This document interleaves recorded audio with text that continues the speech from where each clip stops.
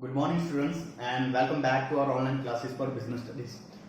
In previous lecture of business studies, we have started chapter number 1, and in that we have studied how the Indian censors or all the censors were doing the business. कैसे जो है business transactions होता था इन पूरा जो हमारे past में जो था.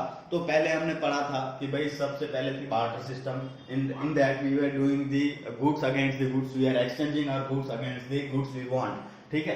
और उसके बाद जो था धीरे धीरे मेटेलिक आया, उसके बाद मेटेलिक मनी आई, उसके बाद जो है पेपर मनी आई, and now we have paperless currency also, like a cheque is there, like online transaction is there, like every wallet, Paytm is there. बहुत सारी ऐसी कंपनियां हैं जो डायरेक्टली ऑनलाइन पेमेंट मतलब कि पेपरलेस मनी. ठीक है. तो now we are doing the transactions और business transaction in that way. तो वो सारी चीजें हमने वहां पे पढ़ी थी कि क्या होता है और इसका मतलब क्या है, और इसके बाद जो हमने पढ़ा वो क्या है. ठीक है. तो now we are going to study.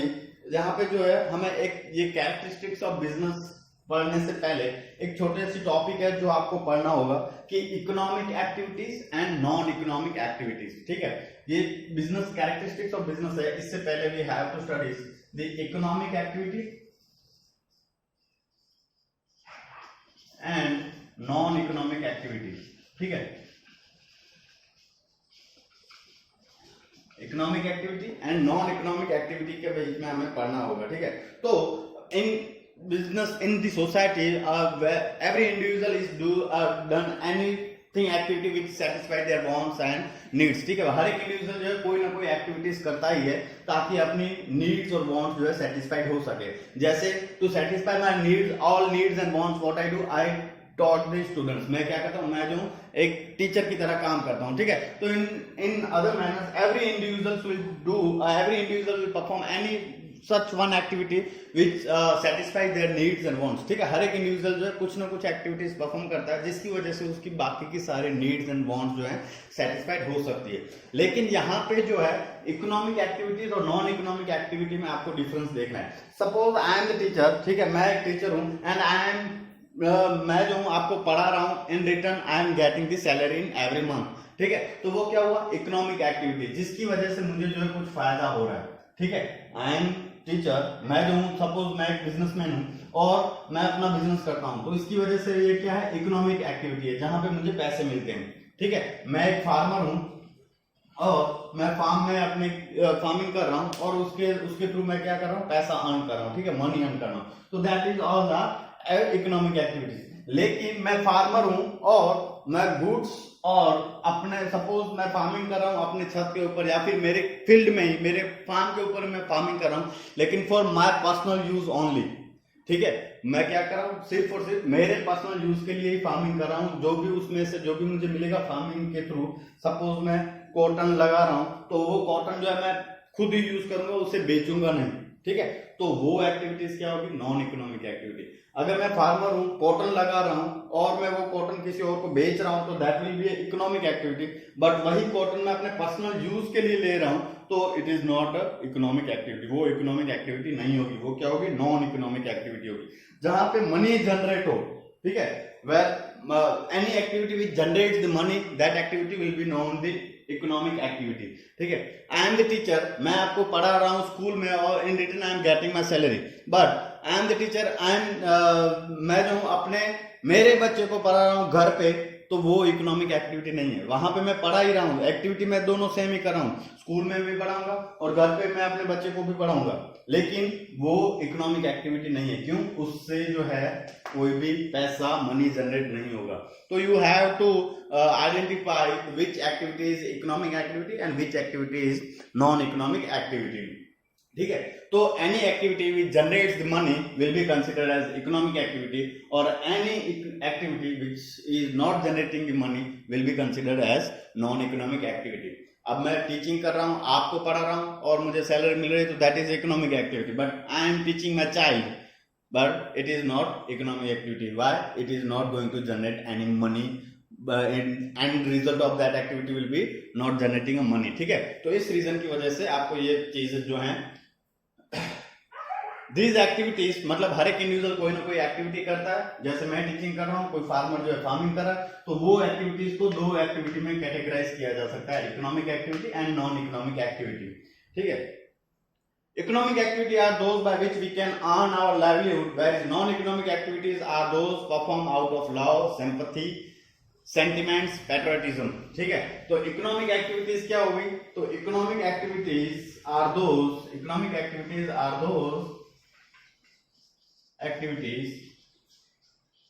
economic activities are those activities by which we can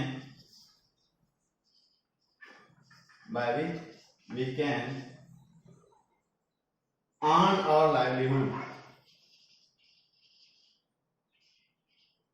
ठीक है, earn our livelihood, तो वो एक्टिविटीज क्या कहलाएगी,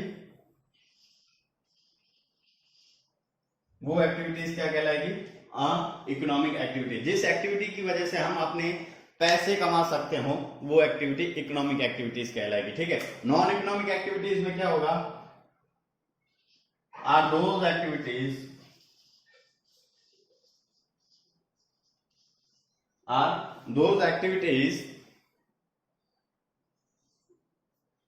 which perform out of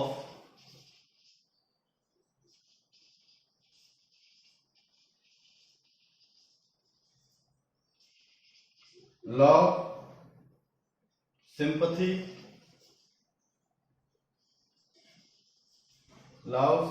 sentiment।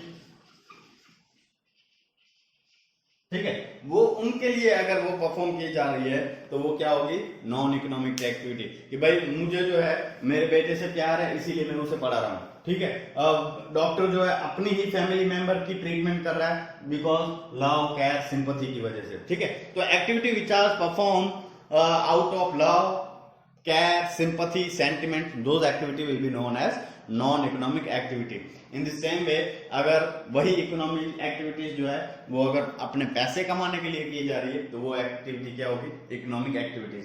अब suppose I am praying in the church, मैं जो हूँ प्रे कर रहा हूँ चर्च में, तो वो कौन सी एक्टिविटी होगी, non economic activity. My friend is helping out me in office work, मेरा फ्रेंड जो है मुझे ऑफिस वर्क में हेल्प करवा रहा है, तो वो क्या होगी, नॉन इकोनॉमिक एक्टिविटी। ठीक है, तो you have to identify which activity is considered as the economic activity and which activity is considered as non economic activities. ये एग्जाम में आपको बार बार आएगा। ठीक है, कि आपको डिफरेंट एक्टिविटीज दी जाएगी, आपको वहां पे आइडेंटिफाई करना है कि कौन सी एक्टिविटीज जो है इकोनॉमिक है, कौन सी एक्टिविटीज जो है नॉन इकोनॉमिक है। ठीक है, तो this is what I wanted to share with you कि भाई कोई डॉक्टर जो है क्लिनिक में ऑपरेशंस कर रहा है तो वो इकोनॉमिक एक्टिविटी है, बट वही डॉक्टर जो है अपने फैमिली मेंबर के ऊपर कर रहा है जिसके अगेंस्ट वो कुछ भी पैसा चार्ज नहीं करेगा, ऑपरेशन कर रहा है डॉक्टर, तो वो क्या होगी, नॉन इकोनॉमिक। क्यों, क्योंकि वो केयर के थ्रू की जा रही है। ठीक है, केयर की वजह से कह रही है, तो वो सारी एक्टिविटीज जो है economic and non economic activities, वो चीजें आपको ध्यान में रखनी है। ठीक है, अब उसके बाद जो है मैं आपको होमवर्क में इसी तरीका का कुछ दूंगा। ठीक है, अब now we have the characteristics of business. Characteristics of business, तो क्या है, बिजनेस कैसा होता है। ठीक है, हमने पढ़ लिया कि भाई इकोनॉमिक एक्टिविटीज कैसे होती है, बिजनेस क्या है, पुराने टाइम में कैसे करते थे, economic activity, non economic activity, that we have already understood. Now we have the topic in your syllabus, that is characteristics of business. ठीक है, तो कैरेक्टरिस्टिक्स ऑफ बिजनेस क्या है, एंड इकोनॉमिक एक्टिविटी, बिजनेस क्या होगा, एंड इकोनॉमिक। सबसे पहली characteristic मतलब बिजनेस कैसा होगा या फिर कैसा होता है, तो बिजनेस जो है वो एक इकोनॉमिक एक्टिविटी है, बिजनेस जो है वो एक नॉन इकोनॉमिक एक्टिविटी नहीं है। मतलब whatever we do in business we will earn money. ठीक है, अब सपोज मैं जो हूं, I am the businessman, I am the general store owner. ठीक है, suppose I am the general store owner, I am selling goods on a regular basis. मैं क्या कर रहा हूँ, अपने शॉप से, जनरल स्टोर से मैं रेगुलरली गुड्स में सेल कर रहा हूँ। But in the starting of this pandemic, corona pandemic, I have distributed free goods to the free goods to the needy, ठीक है। ऐसे लोग जो जरूरतमंद लोग हैं उसको मैंने क्या किया, अपने शॉप से, अपने जनरल स्टोर से कुछ गुड्स जो है एज अ फ्री दे दिया। तो वो फ्री गुड्स की वजह से क्या मुझे अर्न होगा, क्या मैं कुछ पैसा मिलेगा मुझे, नहीं। तो वो जो है उस एक्टिविटी को, suppose I am the business owner and I am distributing free goods to the needy, then that transaction will not consider as business transaction, ठीक है। वो क्या है, नॉन इकोनॉमिक ट्रांजेक्शन है। तो बिजनेस जो होगा वहां पे क्या होगा, इकोनॉमिक एक्टिविटी होगी। That means in business we will generating something, ठीक है। हम जो है कुछ भी सर्विसेज, कुछ भी गुड्स के अगेंस्ट में कुछ ना कुछ रिटर्न मिलेगा हमें, ठीक है, कुछ ना कुछ रिटर्न मिलेगा। तो business is considered to be economic activity because it is undertaken with the object of earning money, ठीक है। ये why business activity is considered as the economic activity, because this activities is performed in return undertaken with the object of, मतलब हम इसीलिए business इसीलिए किया जाता है ताकि हमें कुछ ना कुछ रिटर्न मिले, ठीक है, कुछ ना कुछ हम उसके अगेंस्ट में अर्न करें। आई am selling my goods so that I will get the money in return, ठीक है, मैं क्या लूंगा, मुझे उनसे मनी मिलेगी। But if I am distributing goods in a free to the needy people, then what it will not considered as business, because we are businessman will not get the money in return, ठीक है, money जो होगा उसे नहीं मिलेगा। तो इस reason की वजह से वो ट्रांजेक्शन, जब अगर कोई भी इंडिविजुअल बिजनेस ओनर जो है अपना गुड्स जो फ्री में डिस्ट्रीब्यूट कर रहा है नीडी पीपल को, तो it will not consider as business activity. When will any transaction will be considered as business activity? When if they are earning something out of it, ठीक है, if they are generating cash out of it, अगर उनको कुछ cash मिल रहा है return में, तो ही वो एक्टिविटीज क्या होगी, बिजनेस ट्रांजेक्शन कहा जाएगा या फिर इकोनॉमिक एक्टिविटी होगी।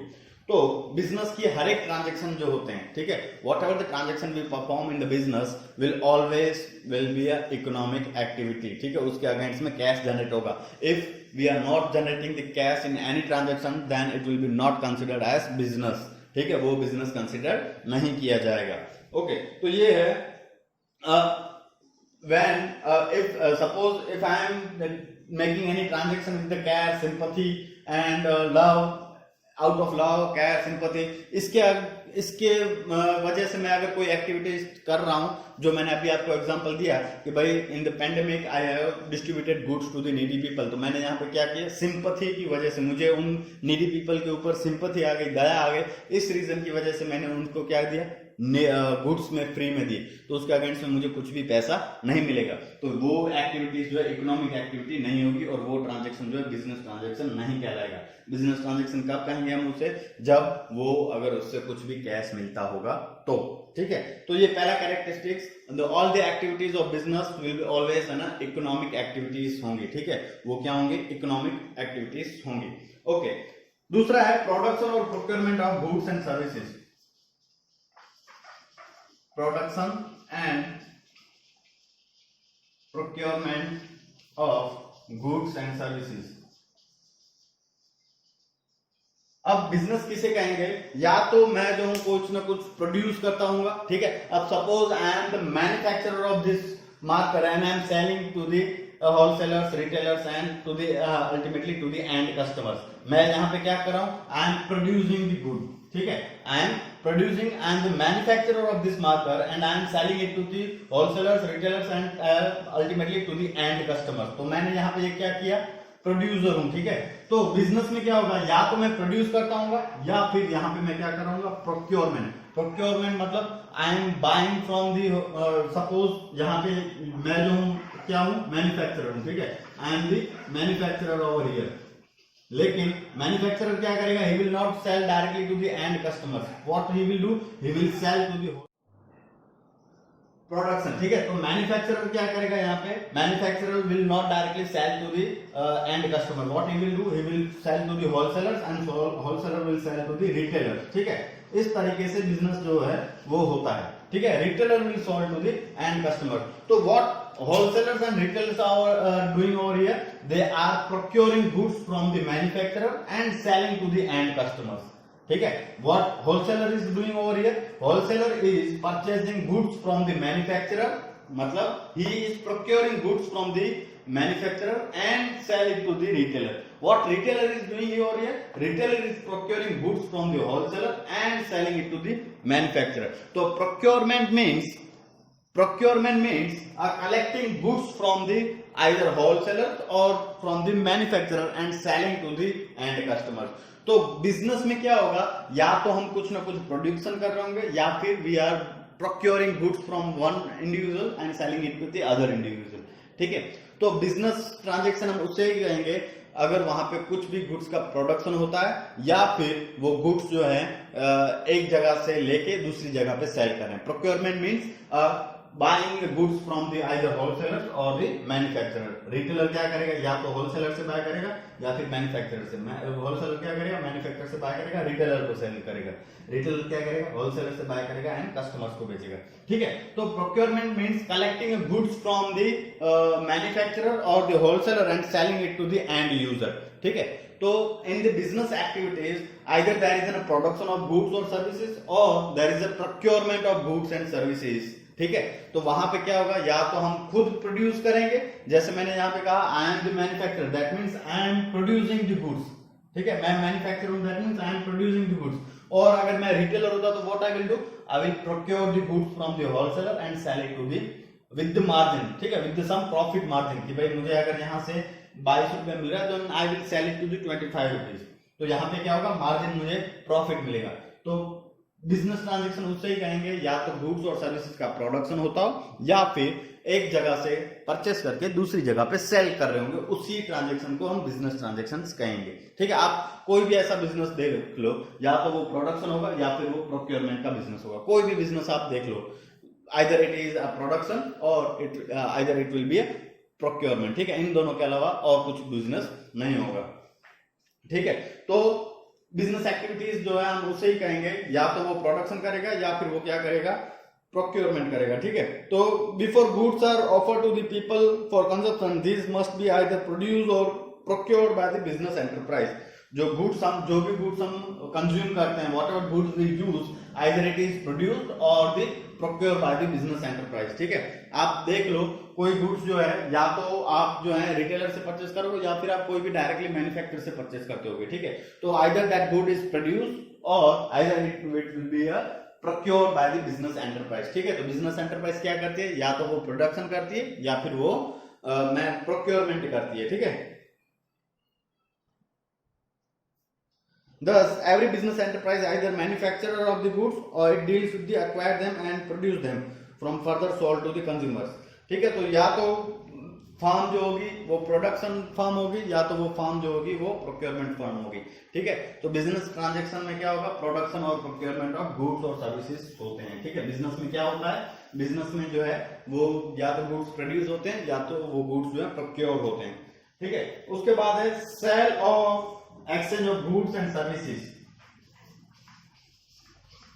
Sell or exchange of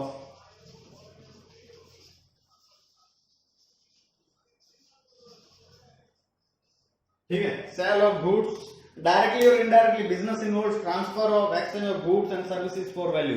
If goods are produced not for the purpose of sale but say for personal consumption, it cannot be called business activities. ठीक है, if any goods is produced or procured for the purpose of personal consumption, then it will be not considered as business activity or business transaction.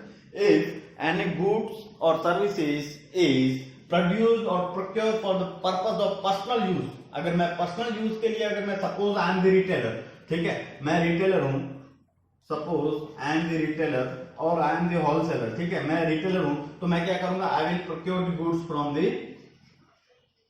Wholesaler. ठीक है, मैं क्या करूंगा, procure the goods from the wholesaler. But as an retailer I am going to use it. मैं जो हूं वो मैं खुद पर्सनल यूज करूंगा इसका. ठीक है, पर्सनल यूज करूंगा उस गुड्स का, तो that transaction will not be considered as business. वो ट्रांजैक्शन, पर्टिकुलर ट्रांजैक्शन जो है वो कंसिडर नहीं किया जाएगा एज अ बिजनेस. ठीक है, अगर मैं रिटेलर होने के बावजूद भी अगर मैं कोई भी गुड्स जो है प्रोक्योर करता हूं होलसेलर से for the personal use, then it will be not considered as the business transactions. तो बिजनेस में क्या होगा, always goods will be sell for in the exchange of value, ठीक है, वो क्या किया जाएगा, कोई भी गुड्स जो है सेल किया जाएगा इन एक्सचेंज ऑफ एनी वैल्यू, किसी भी वैल्यू के हिसाब से वो गुड्स जो है सेल किया जाएगा। इफ यू हैव प्रोड्यूस और procured the good for the personal use then it will be not considered as a business transaction. As I already told you, if I am the suppose I am the farmer and I am producing wheat for my personal use for not the purpose of selling it and earning a money, then it will be not considered as business, ठीक है, why, because I have produced the good for the personal use only, and if I am the farmer and produce the wheat and sell it and in exchange I am getting the money, then it will be considered as business। तो business हम उसे ही कहेंगे अगर वहां पे कुछ भी goods और सर्विसेज का एक्सचेंज होता हो in return of value, value के रिटर्न में अगर गुड्स और सर्विसेज जो है एक्सचेंज होते हैं तब भी वो ट्रांजैक्शन जो होगा बिजनेस कहलाएगा। अब मैं यहाँ पे प्रोड्यूस करके अपने ही पर्सनल यूज में ले रहा हूं तो it will be not considered as business transaction, ठीक है। तो ये है sale and exchange of goods और सर्विसेज। तो बिजनेस में जो है गुड्स और सर्विसेज जो है सेल होने चाहिए, एक्सचेंज होने चाहिए, ठीक है। Dealing in goods and services on regular basis, fourth one, dealing in goods and services on regular basis,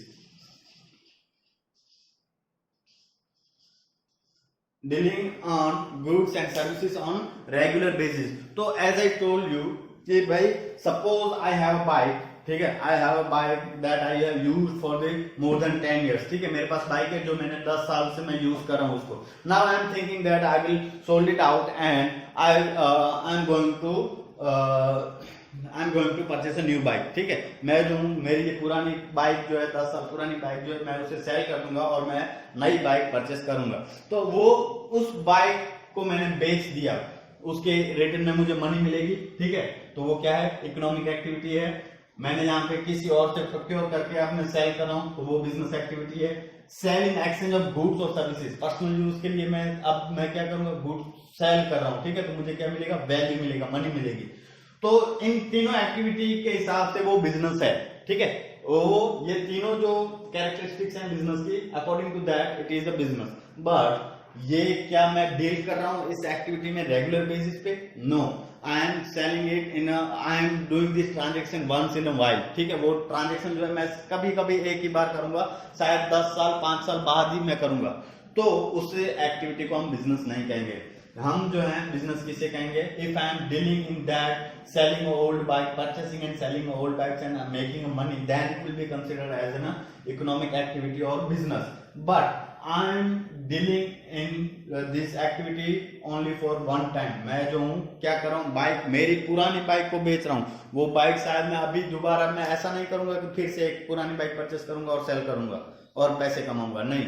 मैं जो हूँ गुड्स और उस सर्विसेज में अगर रेगुलर बेसिस पे डील कर रहा हूँ then it will be considered as business, otherwise it is not considered as business. मैंने बाइक, अपनी पुरानी बाइक सोल्व करके 5000 का फायदा हुआ मुझे, तो it is not a business activity, वो बिजनेस एक्टिविटी नहीं है। क्यों? I am not dealing in that business on regular basis, I am doing this activity once in a while. वो एक्टिविटी मैं जो कभी कभार ही करता हूँ। लेकिन हम बिजनेस किसे कहेंगे, if you are dealing in that goods and services on regular basis, ठीक है। आप अगर रेगुलर बेसिस पे कर रहे हो तो ही आपको क्या होगा, उस एक्टिविटीज को हम बिजनेस कहेंगे, अदरवाइज वो बिजनेस नहीं है, ठीक है। It is not considered as business, ठीक है। Business involves dealing of goods and services on regular basis.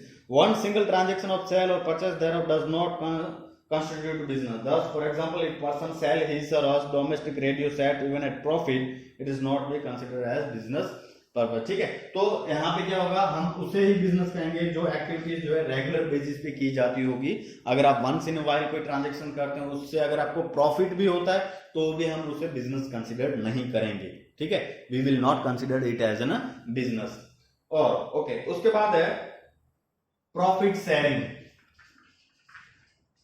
Profit earning, sorry,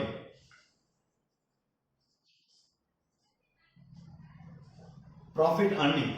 तो whatever the transaction is done one of the main purpose of the business is to earn the profit, ठीक है। हम business क्यों करते हैं? We are not started the business for the making a loss. तो यहाँ पे क्या होगा, all the transaction will done for the motive of profit. अगर आप कोई भी ट्रांजेक्शन करते हो वो मोटिव के साथ, प्रॉफिट मोटिव के साथ नहीं करते तो वो ट्रांजेक्शन भी प्रॉफिट, वो ट्रांजेक्शन भी बिजनेस नहीं कहलाएगा। सपोज ये मार्कर जो है मुझे 10 रुपए मिल रहा है, but my brother, I am the retailer and I am selling this marker for 10 rupees, ठीक है।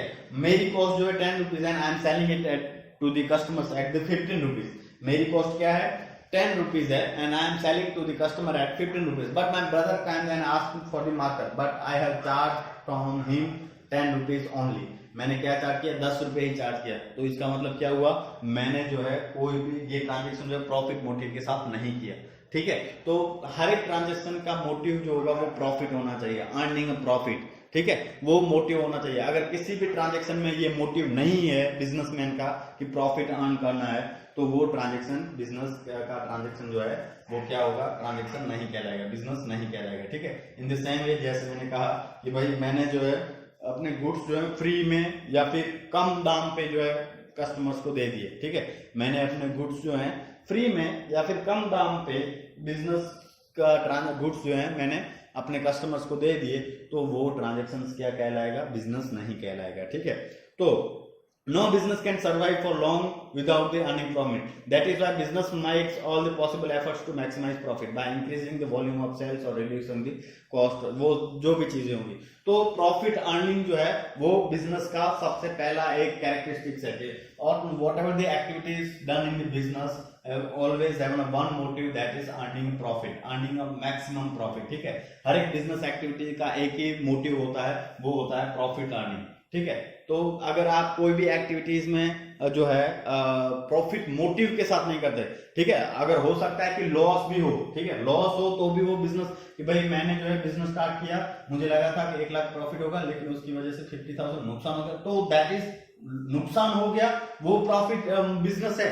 लेकिन अगर आप कोई भी ट्रांजेक्शन करते हो जिसका मोटिव जो है वो प्रॉफिट अर्निंग नहीं है, तो वो बिजनेस ट्रांजेक्शन नहीं होगा, ठीक है। लॉस हो गया तो भी चलेगा, लॉस हो गया तो भी चलेगा, लेकिन आप जो ट्रांजेक्शन करते हो उसका मोटिव क्या होना चाहिए, उस ट्रांजेक्शन का प्रॉफिट अर्निंग, ठीक है। तो प्रॉफिट अर्निंग मोटिव होना चाहिए। उसके बाद है अनसर्टेनिटी ऑफ रिटर्न,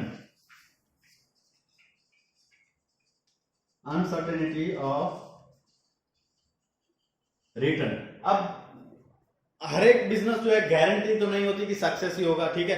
मैंने सपोज बिजनेस स्टार्ट किया and paper work, I think that I thought that I would earn after 1 year, I would earn 50,000 rupees after 1 month, ठीक है। मैंने ये बिजनेस स्टार्ट किया और पेपर के हिसाब से मैंने सारी चीजें देख ली, पेपर वर्क कर लिया, सारे फैक्टर्स देख लिए। अब मुझे पता चला कि मुझे जो है 1 महीने बाद जो है 50,000 रुपए मिलेंगे, तो मैंने ये क्या कर लिया, मैंने जो है प्रॉफिट का प्रेडिक्शन कर लिया, but at the end of I might think I might earn less than 50,000 और मोर देन 50,000 और even I might occur loss, ठीक है। तो वहां पे क्या होगा, बिजनेस में जो है रिटर्न कोई भी सर्टेन नहीं है, there is a no certain return कि आपको इतना मिलेगा ही मिलेगा। You have thought that I would earn 50,000 rupees at the end of 1 month, आपको लगा कि मैं 50,000 रुपए कमा लूंगा इस बिजनेस एक्टिविटी से, तो हो सकता है कि 1 मंथ के बाद जो है आप सिर्फ 40,000 ही कमाएं, या फिर आप जो है 75,000 कमाएं, या फिर आपको जो है नुकसान हो जाए 10,000 का, 20,000 का,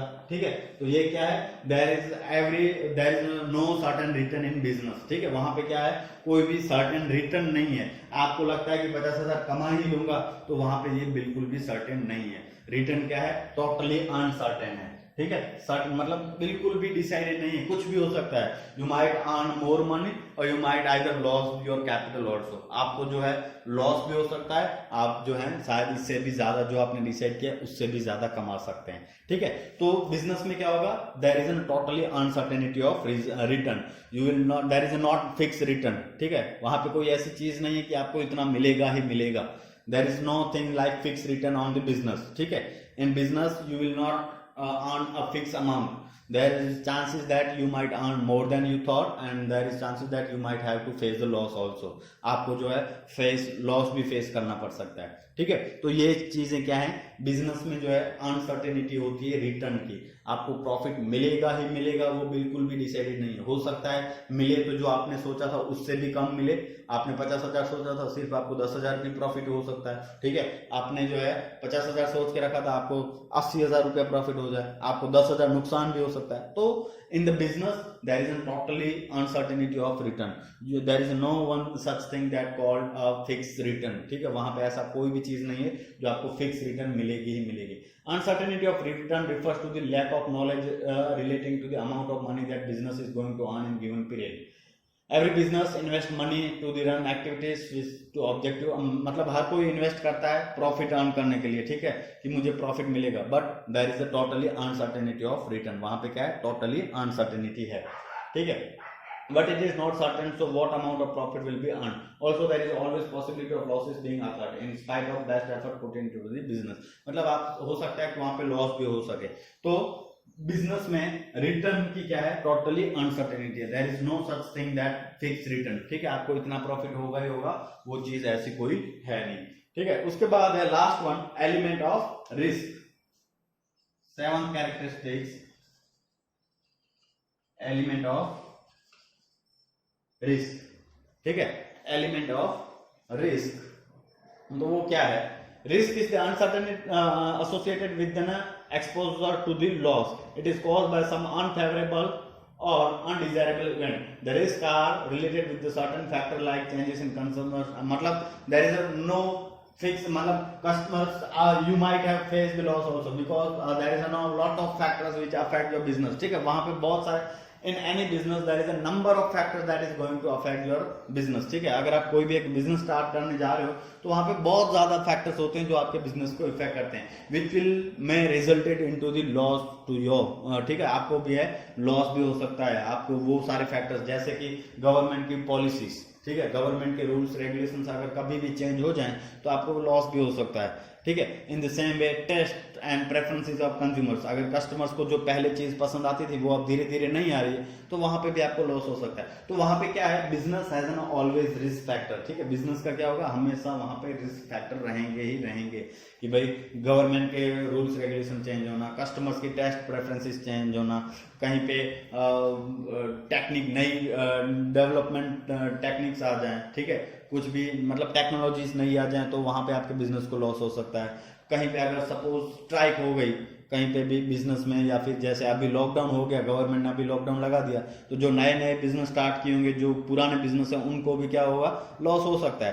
तो there is an risk factor is always there for any business houses. ठीक है, कोई भी बिजनेस होगा वहां पे रिस्क फैक्टर होगा। No one has thought that we have to close down our business for more than 3 months। ठीक है, बहुत सारे बिजनेस जो है 3 months से ज्यादा बंद थे, तो no one had thought that.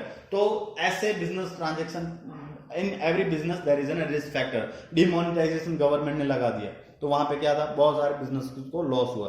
तो risk factor is always there in business activities. ठीक है, तो हम एक कोई भी आपको ट्रांजैक्शन दिया गया होगा, वहां पे अगर ये 7 तो कैरेक्टरिस्टिक्स अगर वहां पे प्रेजेंट हैं उस ट्रांजैक्शन में, then it will be considered as an business, otherwise it is not a business, वो बिजनेस नहीं है। ठीक है, तो suppose I am doing a job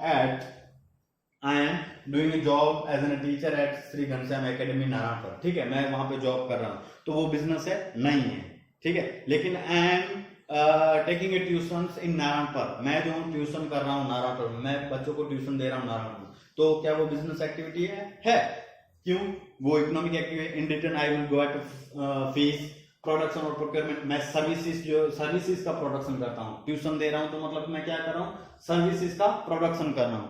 ठीक है, उसके बाद सेल और एक्सचेंज ऑफ गुड्स और सर्विसेज, मैं यहाँ पे क्या कर रहा हूँ, एक्सचेंज कर रहा हूँ, गुड्स सर्विसेज एक्सचेंज कर रहा हूँ इन रिटर्न ऑफ वैल्यू, जो फीस मुझे मिलेगी हर मंथ में अगर मैं ट्यूशन करवा रहा हूँ तो। ठीक है, dealing in goods and services on regular basis, मैं सर्विसेज में रेगुलर बेसिस पे डील कर रहा हूँ तो वो क्या होगा, बिजनेस है। ठीक है, प्रॉफिट मोटिव के साथ कि भाई मुझे कुछ एक्स्ट्रा पैसे मिले, उसी मोटिव के साथ मैं कर रहा हूँ। ठीक है, अनसर्टेनिटी ऑफ रिटर्न कि भाई आज जो है इस महीने जो है 12 बच्चे आ गए, अगले महीने जो है शायद 15 बच्चे आ जाए, या फिर कम हो जाए तो वो क्या है रिटर्न का टोटली अनसर्टन है। किसी बच्चे ने फीस नहीं दी तो वो क्या है अनसर्टन रिटर्न है। एलिमेंट ऑफ रिस्क कि भाई मेरी टीचिंग जो है बच्चों को पसंद नहीं आई तो उन्होंने छोड़ के चले गए तो वो क्या है एलिमेंट ऑफ रिस्क। या फिर इस कोरोना की वजह से मुझे बंद करना पड़े कि भाई आपको ट्यूशन नहीं करवा सकते, बच्चे साथ में इतने ज्यादा बच्चे जो है साथ में आप नहीं बिठा सकते तो I have to close down that tuition classes, तो वो क्या है मेरा बिजनेस है। ठीक है, अगर मैं जॉब कर रहा हूँ नारायणपुर गुरुकुल में as an teacher then it is not considered a business, but I am taking a tuition classes in Narayanpur village then it will be considered as business. ठीक है, वो क्या होगा बिजनेस होगा। ओके, तो with this characteristics of business is completed over here, and with this we are ending the today's lecture. For homework I am going to share it in your group. ठीक है, thank you very much.